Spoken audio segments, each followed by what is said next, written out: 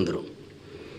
இப்போ 100 விழுக்காடு வாக்குகள் இருக்கும்போதே 60-65 விழுக்காடு தான் பதிவாகுது. நீங்கள் 60-65 விழுக்காடு தான் வாக்கே இருக்கும் என்றால் எவ்வளவு பதிவாகும் என்று பாருங்கள். இந்த முறை அன்று வாக்காளர்கள் தங்களுக்கான ஆட்சியாளர்களை தேர்வு செய்தார்கள். இன்று ஆட்சியாளர்கள் தங்களுக்கான வாக்காளர்களை தேர்வு செய்கிற ஒரு கொடிய முறையாக இது இருக்கிறது.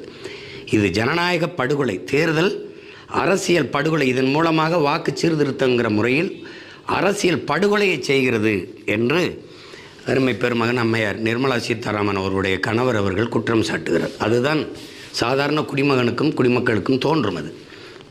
அதனாலே நம்ம எவ்வளவு போராடியும் இந்த எஸ்ஐஆர் என்கிற சிறப்பு வாக்காளர் திருத்தத்தை இவர்கள் கைவிடுவதாக இல்லை, வழிந்து திணிக்கிறார்கள். ஒரே நாளில் பணம் சென்றாது என்றார்கள். குடியுரிமை சான்றிதழ் CAA என்று உடனே காட்ட வேண்டும் என்றார்கள். ஆதார் தான் அனைத்துக்கும் நிவாரணம் என்றார்கள்.